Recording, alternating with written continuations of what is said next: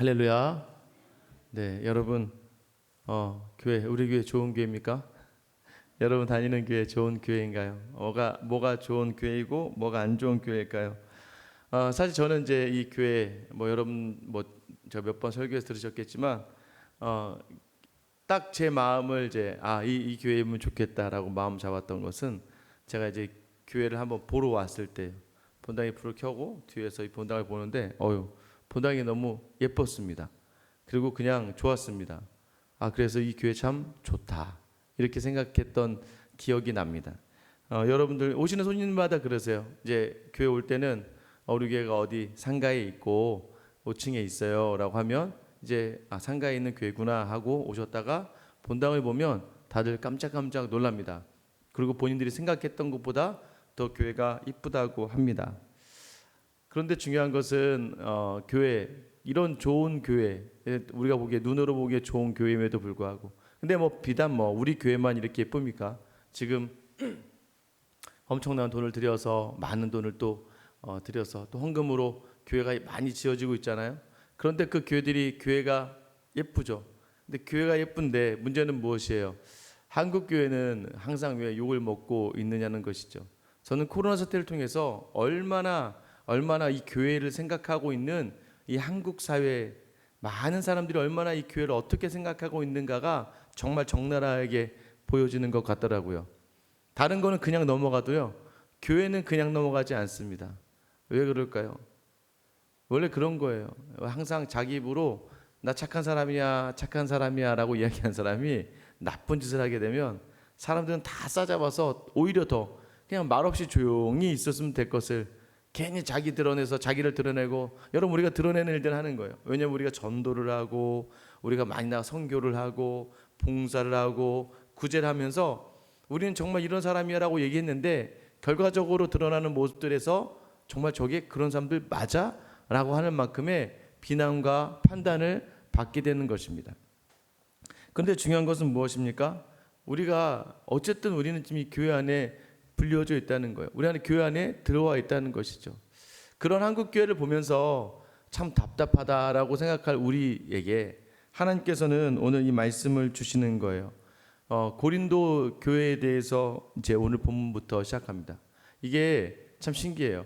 원래 신명기를 하다가 갑자기 고린도 전서로 넘어가는 거예요. 왜 이렇게 넘어갈까 이유를 몰랐지만, 이것은 또 우리 교회, 우리 생수양 교회가 앞으로 어떠한 교회가 되어야 되는지에 대해서 보여주는 그러한 본문의 말씀인 것 같습니다.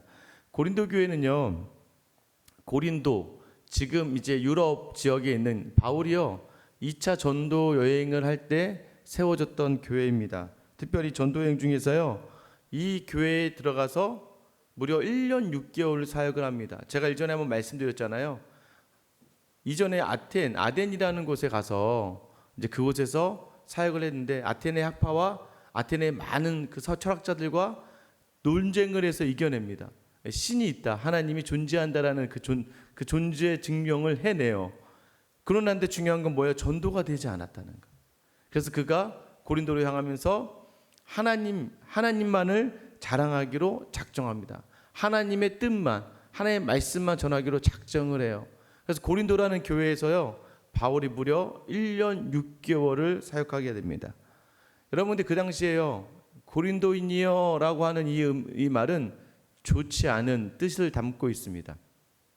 왜냐하면요, 이 고린도는 바닷가에 있는 도시예요. 근데 그 상업이 풍성하게 이루어지는 도시입니다. 배들이 왕래가 잦아요. 그리고 여기에는 신전이 있습니다.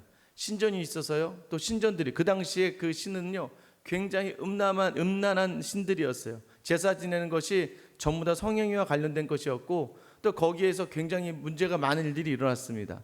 심지어는 고린도의 신전에 그 당시 이제 제사할 때 신녀라고 하는데, 사실은 1000명의 신녀가 항상 음란하게 관계를 맺으며 제사를 드려지는 그런 행위들을 이루었던 곳이 고린도 교회예요. 그러니까 타락할 대로 타락했던 그 교회 안에서, 그 도시 안에서 바울이 전하는 이 십자가의 복음이 너무나 놀라운 능력을 발휘하며 고린도 교회는 교회로서 성장을 하게 됩니다.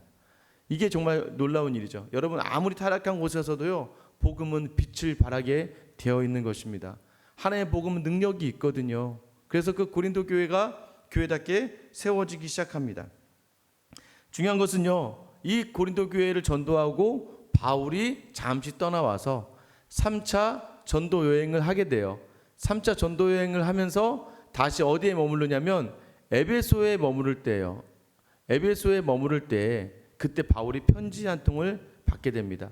소식을 들어요. 어떤 소식을 듣냐면 이 고린도 교회가 굉장히 타락했다는 거예요. 이 고린도 교회가 다시 이 문화를 다시 이겨내지 못하고 다시 고린도 교회가 어떻게 했다는 거예요? 이 문화 그대로 물들어 버렸다는 거예요. 그래서 고린도전서의 특징이 뭐냐면 고린도 교회에 나타난 10가지 이상의 문제들이 많이 일어납니다. 서로 팔을 나눠서 싸우고 또 서로 간에 소송을 걸고 또 서로 은사를 가지고 싸우기도 합니다. 전형적인, 지금 어떻게 보면 오늘날 한국 교회가, 오늘날 전 세계에 있는 교회가 가지고 있는 문제들을 이 고린도 교회가 다 가지고 있어요. 그런데 놀라운 것은 바울이요, 오늘 처음 시작하면서 우리가 읽었던 내용처럼 바울은 절망적으로 보지 않아요. 바울은 비난만 하지 않습니다. 바울은 거기에 대해 소망을 가지고 있어요. 오늘 1절 말씀이시죠. 1절에 보시면 하나님의 뜻을 따라 그리스도 예수의 사도로 부르심을 받은 바울과 형제 소스데네는 이렇게 시작합니다. 지금 고린도 교회에 대하여 굉장히 지금 문제가 많다는 걸 알고 있었던 바울인데 처음 시작을 어떻게 시작해요? 내가 하나님의 뜻을 따라 사도가 되었다라고 얘기해요. 여러분, 여기 굉장히 의미가 있어요. 여러분, 제가 만약에 여기서 계속해서 여러분, 저는 하나님의 뜻을 따라서 목사가 되었습니다, 하나님이 저를 여기 인도하신 거예요, 하나님이 여러분의 목사로 저를 세웠습니다 라고 자꾸 이야기하면 여러분 거부감 느끼시잖아요. 좀 거부감이 좀 있잖아요. 전 특별한 사람이에요 라고 느껴지는 것 같은 그러한 약간의 거부감이 들지 않습니까? 근데 바울이 굳이 고린도전서를 시작하면서 하나님의 뜻을 따라 사도가 되었다라고 이야기하는 것은 무엇 때문일까요? 그것은요, 지금 바울이 자랑하려고 그러는 게 아니에요. 고린도 교회 안에서도 어떤 일이 있냐면 바울이 사도가 맞나? 라고 하는 분위기가 흐르고 있었다는 거예요. 그것이 훼손되면 큰일 납니다. 왜 훼손이 되면 큰일 날까요? 사도는 누가 사도예요? 사도의 조건이 있습니다. 사도, 기본적으로 12제자가 사도에 들어갑니다. 사도는요, 예수님과 함께 생활을 했고 예수님의 부활을 목격을 하고 더 나아가서 예수님으로 말미암아 예수님께로부터 말씀을 전파하라는 명령을 받은 사람들이에요. 이 사람을 사도라고 합니다. 그러면 예수님과 함께 생활했던 것에서부터 다 빠지거든요. 누구 만났습니까? 12제자만 남게 돼요. 근데 바울은 자신이 사도라고 이야기합니다. 왜 바울을 사도라고 이야기하냐면 바울은 다메섹에서 자기가 이제 믿는 사람들을 사도행전에서 보면 믿는 사람들을 죽이기 위해서 다메섹으로 가는 다메섹 도상에서 바울은 예수님을 만나요. 자, 예수님과 만나서 그 짧은 시간에 바울은 예수님과 교제했다고 자기가 이야기해요. 예수님과 자기는 교제하였고 또 그 예수님 어떤 예수님이세요? 부활하신 예수님이셨고 부활하신 예수님이 자신에게 어떤 사명을 주셨다는 거예요? 이방인의 사도로서 너는 내가 이방인들을 위하여 사용할 것이라고 명령을 주셨다는 거예요. 그래서 자신은 사도로서 예수님이 부르는 사람이 맞다라고 오늘 본문에 강조하는 이유는 무엇이냐면, 자, 여러분, 이게 중요해요. 제가 목사라는 것, 최근에 많은 목사님 중에 뭐 학력 위조, 그죠? 그럼 학력 위조 걸리면 가짜 목사 되는 거예요. 어느 학교 나왔는지도 모른다, 어떻게 했는지도 모른다, 정말 목사인지 모르겠다라고 하면 그다음부터 그 사람이 했던 모든 말씀이 다 흔들리기 시작하는 겁니다. 뭐 가령 어떤 분이 제 뒷조사를 딱 했는데 알고 봤더니 총신 출신도 아니고 대학교도 안 나왔고 어디 이상한 데 가서 그 학위도 아닌 뭐 한 3개월 공부해서 목사 안수를 받았대라고 누가 한 명이 와서 여기서부터 시작해 보세요. 조만간에 교회가 흔들립니다. 야, 뭐 그 말하는 건 그 제대로 전하는 거야? 그 맞는 건가라고 흔들리기 시작하죠. 여러분, 그게 굉장히 중요하다는 거예요. 그래서 바울은요, 자신의 사도성에 대해서 굉장히 보호를 많이 합니다. 왜냐, 그게 흔들리면 자신이 전한 복음이 다 송두리째 가짜가 되기 때문이에요. 여러분, 안심하시기 바랍니다. 저는 목사가 맞습니다. 저는 목사가 되기 위해서 거의 10년 이상을 공부를 했습니다. 제대로 공부를 하기 위해서 또 다른 목사님들보다 그래도 조금 더 공부를 더 많이 했습니다. 이유는 딱 하나예요. 올바르게 말씀을 전하기 위해서입니다. 여러분 이 교회에 있으면서 안심해도 되는 것 하나는 절대 여러분이 이 교회에서 말씀을 들으면서 헛된 소리나 성경과 관련되지 않는 소리를 듣지는 않으실 거라는 거예요. 또 하나, 저는 하나님의 뜻에 따라서 이 교회에 온 걸로 저는 확신하고 있습니다. 왜냐하면 1년 지난 8개월 동안의 시간, 한 작년 10월 중순부터니까 거의 한 10개월 동안의 시간을 돌아보면 제가 지금 가끔 새벽에 눈을 뜨고요, 이 예배당에 나오면서 가끔 예배당을 오고 드나들면서 이제 매일같이 그러면서 문득 든 생각이 있어요. 내가 여기 어떻게 있게 된 거야? 라고 생각할 때가 굉장히 많습니다. 그런데 비단 저뿐만일까요? 여러분은 왜 이 교회에 있습니까? 여러분은 왜 여기 있어요? 여러분 이 교회에 있어야 될 이유가 무엇이었어요? 여러분 있고 싶어서 있게 된 거예요? 여러분 이것이 중요한 거예요. 이 자리는요, 내가 있고 싶어서 있는 자리가 아니고 내가 오고 싶어서 오는 자리가 아니고 하나님이 뜻대로 부르심에 힘입어 오는 자리인 줄 믿으시기 바랍니다. 여러분 그러면 우리가 어떻게 해야 될까요? 우리를 어떻게 부를까요? 오늘 2절 말씀에 교회에 대한 정의를 바울은 명확하게 하고 있어요. 고린도전서 1장 2절 말씀인데 우리 같이 한번 읽어볼까요? 같이 한번 읽어볼게요. 시작. 고린도에 있는 예수 안에서 거룩하여지고 성도라 부르심을 받은 자들과 또 각처에서 우리 주 곧 그들과 우리 주 되신 예수 그리스도의 이름을 부르는 모든 자들에게라고 되어 있어요. 여러분 교회는요 원래 에클레시아라는 헬라어인데요, 영어로는 어셈블리라는 단어입니다. 이게 뭐냐면 그냥 회집, 모임을 이야기하는 거예요. 그러니까 결국 그 당시에도 뭐 교회라는 의미 뜻이 아니 그냥 모임, 이렇게 모임, 회집 이렇게 쓰여졌던 거예요. 그런데 여기에 뭐가 지금 담겨지는 거예요? 고린도에 있는 하나님의 모임, 하나님의 회집. 그러니까 교회라는 것의 정의를 바울이 뭐라고 이야기하냐면 그 당시에도 많은 사람들이 이렇게 모여 있는 그 모임을 그냥 교회라고 불렀다는 거예요. 그런데 여기에다가 바울은 뭘 담아내냐면 하나님의 모임이다. 하나님이 만드신 모임이다. 그래서 교회는 뭐냐면 하나님이 만드신 모임을 교회라고 이야기해요. 자, 그러면 그것을 어떻게 정의해요? 첫 번째 뭐예요? 그리스도 예수 안에 거룩하여지고 성도라 부르심을 받은 자들. 자, 여러분 교회는 뭐예요? 그리스도 예수 안에서 거룩하여졌다는 거예요. 이거 아셔야 돼요. 여러분이 예수를 믿으려고 해도 믿을 수가 없었어요. 우리는 내가 스스로 거룩해질 수 없어요. 하나님께서 우리를 거룩하다라고 얘기해 주시는, 성도다 뭐예요? 구별됐다라고 불러주셨다는 거예요. 이것이 우리 첫 번째예요. 이 사람들의 모임이 뭐다? 교회다라는 거예요. 두 번째 뭐예요? 각처에서 예수 그리스도의 이름을 부르는 모든 자들인데, 자, 예수가 그리스도다라고 그 이름을 부르는 거예요. 예수는 그리스도, 예수는 그리스도다예요. 뭐냐면 그리스도라는 의미는 메시아라는 의미가 있어요. 메시아는 구원자잖아요. 그래서 결국 예수님이 나의 구원자이십니다라는 이 고백을 하는 사람들인데, 특별히 그 예수님이 나의 누구다? 주는 뭐예요? 주님, 주인이라는 의미예요. 원래는 주인님으로 불러야 되는데 우리가 이제 주인님 그러면 너무 없어 보이나 보죠. 그래서 주님으로 그냥 간단하게 부르는데, 주님, 여러분 이 주님이라는 고백할 때 조심하셔야 돼요. 주인님 이렇게 고백하는 거예요. 그래서 그리스도가 나를 구원해 주시는 분이시고 그분이 내 삶의 주인이다라는 고백을 하는 사람들의 모임이에요. 여러분들 예수님이 여러분의 주인인 줄 믿으시기 바랍니다. 여러분 그렇게 고백하시죠? 그럼 우리는 교회예요. 우리가 교회라는 거예요. 이 건물이 교회가 아니라 우리가 교회라는 거예요. 그래서 뭐라고 얘기해요? 거룩하게 된 사람들, 성도로 부르심을 받은, 우리가 의도적으로 교회 나온 것이 아니라 하나님으로부터 하나님의 뜻대로 교회 나오게 된 사람들, 구별되어서 우리가 예수 안에 있게 된 사람들이 바로 교회라는 거예요. 또 뭐예요? 그 예수님이 우리의 주님이라고 고백하는 거예요.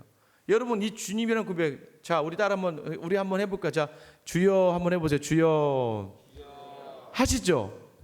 저는 자주 합니다.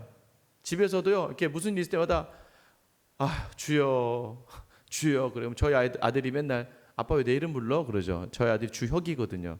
그럼 계속 제가 주여 그러면 왜? 그러면서 나타납니다. 저희 집에도 하나가 가까이 있어서. 왜 주여라는 이 얘기가 자꾸 나올까요? 내 삶의 주인이 되신 주님을 부르는 거예요. 왜? 답이 안 나오고 답답하고 뭔가 내 생대로 되지 않으니까 성도의 삶 가운데서 주님을 자연스럽게 부르게 되는 것이죠.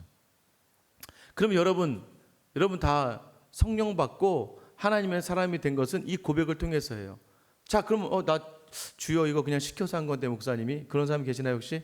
나 금방 주여 한 거는 목사님이 시켜서 한 거예요라고 하는 그런 사람 있나요? 우리 고린도전서 12장 3절 말씀 같이 한번 읽어볼게요. 고린도전서 12장 3절 말씀입니다. 같이 읽을게요. 시작. 그러므로 내가 너에게 알리느니 하나님의 영으로 말하는 자는 누구든지 예수를 저주할 자라 하지 않고 또 성령으로 아니하고는 누구든지 예수를 주시라 할 수 없느니라. 자, 여러분 확신을 가지세요. 뭐냐면 성령이 우리 안에 없다면 우리는 예수를 저주할 거라는 거예요. 교회 다니는 사람들이, 안 믿는 사람들 그러잖아요. 무슨 예수야, 말도 택도 안 된 소리 하고 있어 라고 하지만 우리는 우리 안에 성령이 계시기 때문에 함부로 예수님을 저주하지 않는다는 거예요. 또 하나는 뭐예요? 또 하나는 예수를 성령이 아니고서는 예수님을 주님이라고 고백할 수 없다는 거예요. 그러니까 여러분 안에 믿음이 있다는 건 우리가 지금 예수님을 주님으로 고백하고 있다는 거예요. 기도할 때도 주님 이 믿음의 고백. 여러분 저한테 주님이라고 할 수 있으세요? 저한테 주인님 한번 해보세요. 못한다고요. 의도적으로 한번 주인님이라고 해보세요.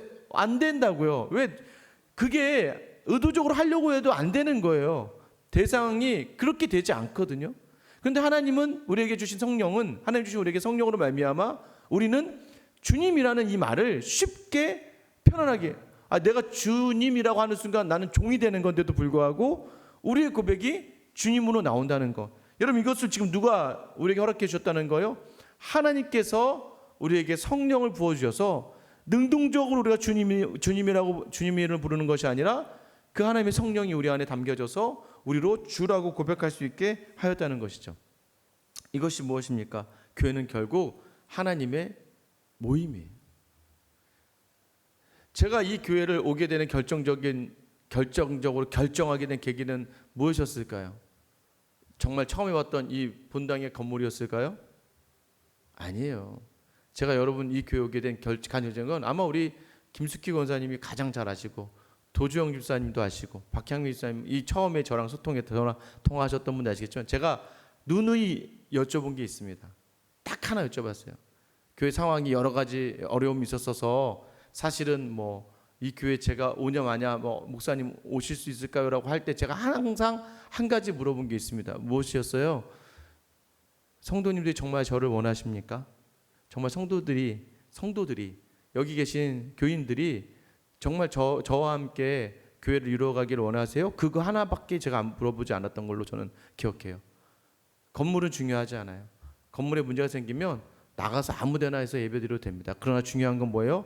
여기 교회에 있는 성도들이 중요하다는 거죠.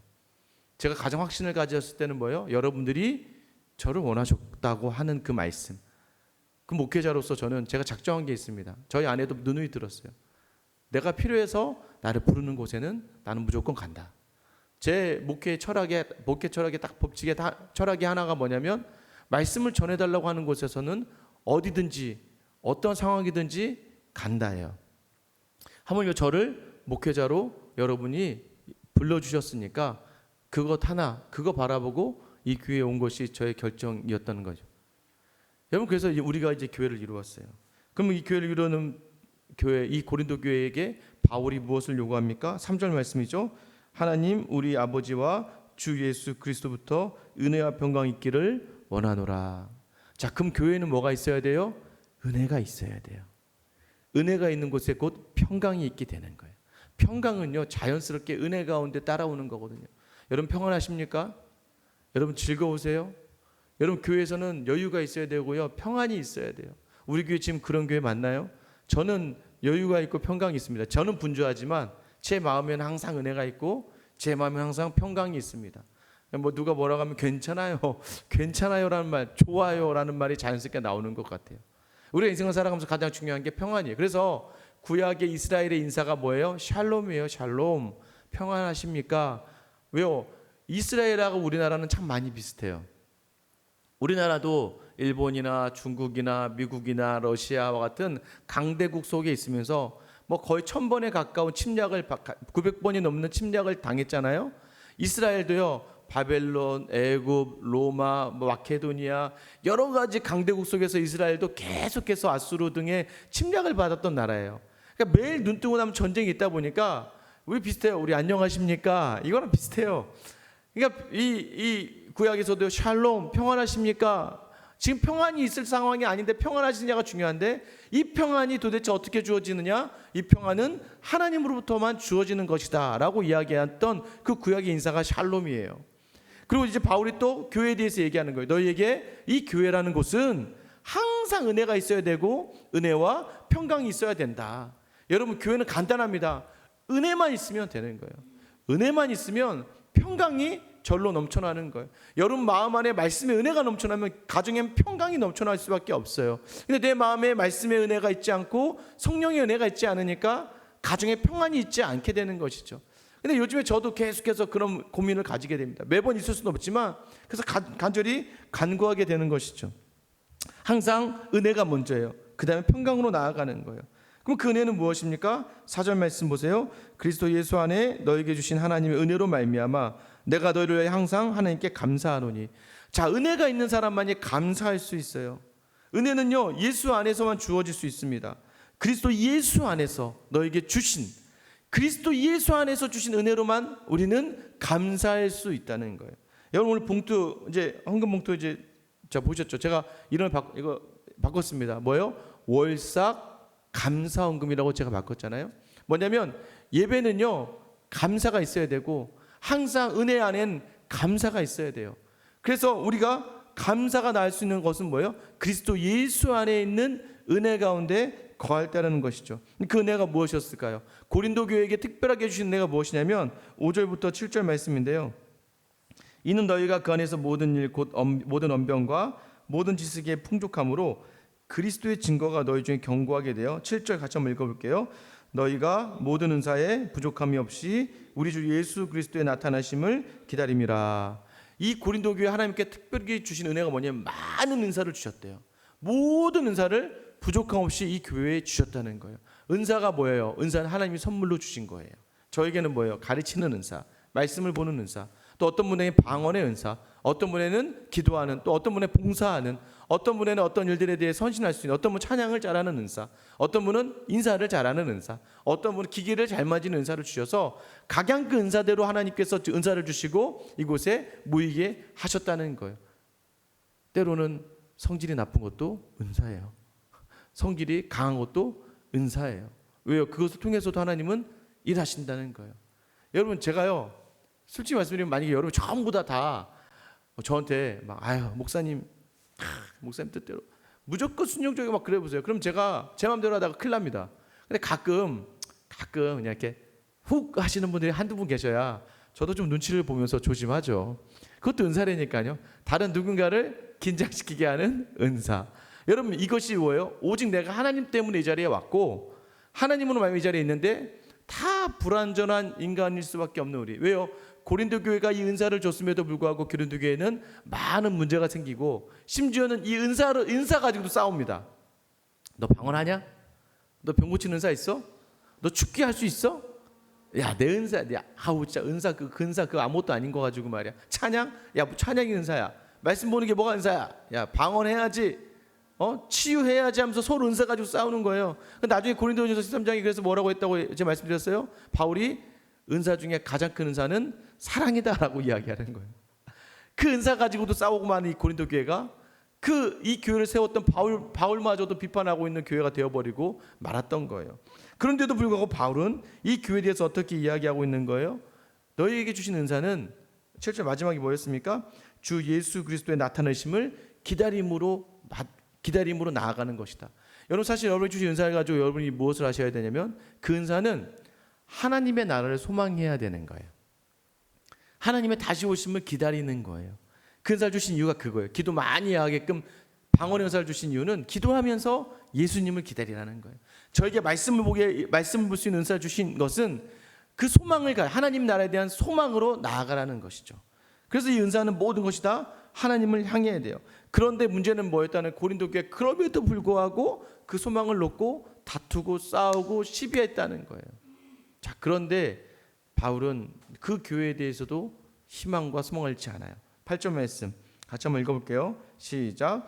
주께서 너희를 우리 주 예수 그리스도의 날에 책망할 것이 없는 자로 끝까지 견고하게 하시리라.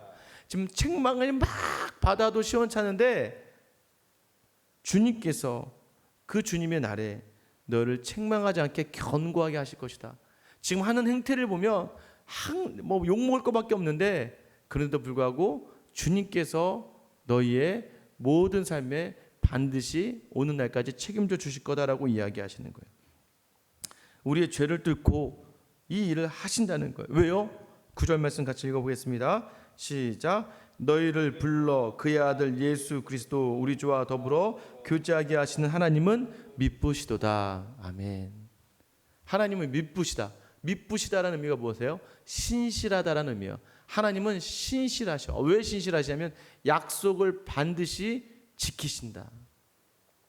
우리가 예수님을 주님으로 고백하였기만 한다면, 고백할 수만 있다면 하나님은 우리를 반드시 다시 회복시키시고 다시 붙드셔서 예수 그리스도와 함께 교제하게 하시는, 더불어 교제하게 하신다는 거예요. 여러분께서 여러분 이제 이 자리에 있으니까 자, 마음대로 한번 살아보세요. 그래도 마지막엔 이 십자가 앞에 서게 될까라는 걸 얘기하는 거예요. 그러나 지혜로운 사람이란 어떤 사람이에요? 지혜로운 사람이라면 막 세상이 좋아서 나가는 게 아니라 세상에 나가서 세상이 좋다는 것보다 더 좋은 이 교회 안의 생활을 누릴 수 있다는 것이죠. 저도 젊었을 때 어렸을 땐 그랬습니다. 뭐 10대 때 20대 때는요. 항상 예수님 마지막 옆에서 구원받은 강도를 보면서 그래, 내 잊지 않고 있어야지. 적어놓고 있다가 나중에 죽기 전에 예수님 고백하고 천국 가면 됐겠구나. 그 전에 어떻게 살아요? 막 살아야지. 내가 하고 싶은 거 다 해야지. 정말 그러면 되는 줄 알았습니다. 20대 때요. 교회는 다니지만 저도 여전히 뭐 부모님이 뭐 권사님, 장로님이 뭐 합니까? 저는 뭐 하고 싶은 거 다 하고 다니고 저도 마음껏 했죠. 그래서 그게 즐거운 줄 알고 했어요. 그런데요. 제가 다시 예수님을 더 인격적으로 말씀으로 만나고 이 신앙의 안에 태도에 거하면서도 여전히 사회생활을 하면서 느꼈던 건 뭐냐면 이 예수님 안에 거하며 사는 이 삶이 너무나 좋은 거예요. 너무나 좋아서. 왜냐하면 제가 얼마나 좋아했겠습니까? 그죠? 세상에 뭐 술 먹고 놀고 막 직장에 뭔가 직책을 얻어가 이런 것보다 더 이 말씀과 교회 안에 있는 생활이 더 유익하다는 걸 너무나 좋은 거예요. 너무나 좋으니까 지금 제가 목사가 된 거 아니겠습니까? 이게 싫었더라면 제가 목사 했겠습니까? 저 성격이 싫은 거 억지로 하라고 하면 절대 하는 성격이 아닙니다. 하나님과 저를 잘 아시는 거예요. 하나님은 더 좋게, 더 즐겁게, 더 재밌게, 더 보람있게 만든 거예요. 그래서 저를 이 자리에 이끌어 주시는 거예요. 그런데 보니까 그전에부터 내가 만약에 이런 말씀 생활을 했었더라면, 내가 그전에부터 이 교회에 있었더라면 얼마나 좋았을까 하는 그런 확신을 가지게 되는 거예요. 여러분 마음껏 나가보세요. 좋을 것 같으세요? 안 좋습니다. 이 안에 거하면서 우리를 부르신 그 하나님을 찬양하고 예수 안에 거하며 그 은혜를 나누고 그 평강을 나누는 삶이 정말 복된 삶인 줄 여러분 아셔야 돼요. 그런데 여러분 더불어 여러분을 끝까지 포기하지 않으시고 불러주신다는 거예요. 여러분 행복하지 않습니까? 왜 행복해요? 간혹가다 그런 생각 많이 들잖아요. 나 혼자인 것 같은 때가 있어요. 아무리 뭐 남편이 있고 아내가 있고 해도요. 아무리 살갑게 대해주시는 부모님이 있어도요. 어느 날부터 갑자기 내가 외롭고 너무나 힘들고 너무나 지칠 때가 있어요. 심지어 아내에게도 남편에게도 내 속에 있는 것들을 이야기하지 못할 때가 있어요. 부모님에게도 마찬가지예요. 내가 가지고 있는 그 아픔을 이야기할 때가 없는데, 그런데 그때마다 한 번도 나를 외면하지 않으신 분이 있는데 그분이 누구세요? 우리 주 예수 그리스도 우리 주님이세요. 내가 마음을 열고 주님 오늘 이런 일들이 있습니다라고 기도하면 하나님 너무 놀라운 거예요. 단 한 번도 나의 기도를 외면하신 적이 없더라는 거예요. 그때는 또 외면한 줄 알았어요. 그때는 아무 답도 없고 하나님 왜 나한테 답을 주지 않는 거예요? 라고 했던 그 순간에도 하나님은 그때도 무응답이지만 기다리고 계셨던 거예요. 전 아직도 기억납니다. 10대 때 제가 정말 막 하나님이 하신 일이 너무 마음에 들지 않아서 아버지가 막 사고를 당하고 하니까 하나님을 향해 저주했어요. 아까 여기 예수를 저주하지 않아요. 그때 제가 성령이 없었나 봐요. 하나님을 향해서 온갖 욕을 막 퍼붓을 때가 있습니다.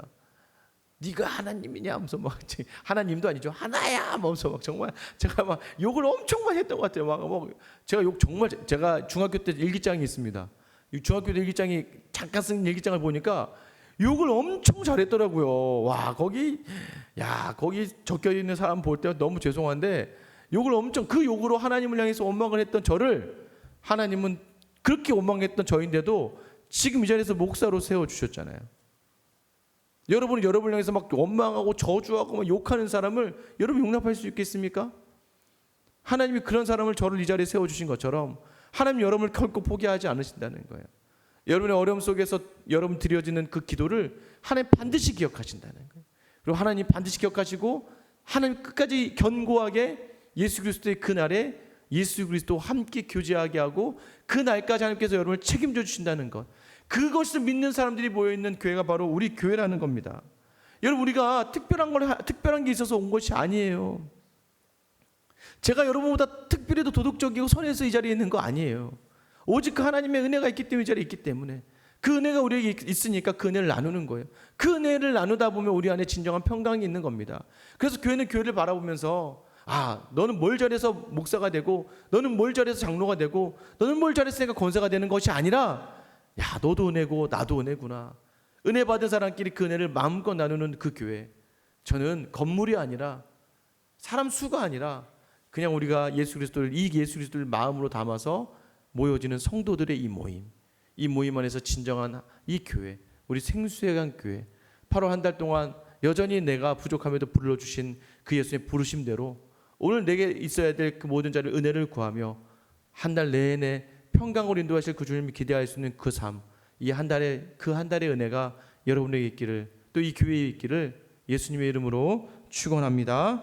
우리 좀 같이 한번 기도하실게요. 8월의 첫날 주시는 말씀이에요. 8월의 첫날 주셨는데요. 왜 우리에게 이 말씀을 주실까요? 우리가 교회라는 거예요. 너가 교회야. 너는 하나님의 교회야. 우리가 하나님의 교회다라고 불러주시는 거예요. 오늘 시간 여러분 기도하실 때요, 하나님 감사합니다. 아무것도 아닌 저를 불러주시고 인도하여 주셔서 감사해요. 주님, 오늘 이 시간 제가 주님께 간절히 기도하며 나아가는 것, 아버지 하나님 은혜로 불러주신 자리에서 평강 얻는 자녀 되기를 소망합니다. 하나님 은혜로 부르신 이 자리에서 하나님의 놀라운 그 은혜를 나누며 옆에 있는 사람들에게 평강을 나누는 사람이 되기를 소망합니다. 주님, 오늘 나를 부르시고 나를 인도하셨으니까 이번 한 달 동안에 그 은혜만을 온전히 나누는 내가 되게 하시고, 하나님 불러주신 이 교회 안에서 하나님을 향하여 영광 돌릴 수 있는, 하나님만으로 감사하며 나아갈 수 있는 귀한 시간 되게 해달라고 여러분이 한 달을 위해서 기도하시기 바랍니다. 특별히 하나님 여러분 불러주셨잖아요. 하나님 여러분이 원하시는 것이 무엇입니까? 그 은혜 가지고 마음껏 섬기고 사랑하며 아끼기를 바라시는 그 하나님의 마음을 이 시간 담아내기를 원합니다. 이 시간 하나님 은혜의 사람으로 은혜를 나누고, 이 교회를 사랑하며 교회 안에 은혜를 나누고, 이 교회가 더욱더 그 하나님의 큰 은혜를 마음껏 누리고 나누는 그런 하나님의 공동체가 되게 해달라고 여러분 자신을 먼저 위해 기도하시고, 또 특별히 이 생수학교회 위해서 한껏 주고 한껏 받는 교회, 저는 그러기를 다짐하고 결단합니다. 제가 여러분에게요 한껏 주기, 왜냐하면 제게 주신 은혜가 너무 커서, 저에게 다가오신 은혜가 너무 커서 저는 그 은혜를 여러분과 함께 나누려고 합니다. 한껏 나누려고 합니다. 우리 교회 성도들 서로가 그 받은 은혜로 한껏 나누고, 한껏 뜨겁고 한껏 즐겁고 한껏 함께 엉돌리는 그런 교회가 되게 해달라고 여러분 시간 같이 한번 우리 기도 좀 가지고 기도하며 나아가겠습니다. 우리 주님이란 부르며 기도하며 나아가겠습니다. 주여, 아버지 하나님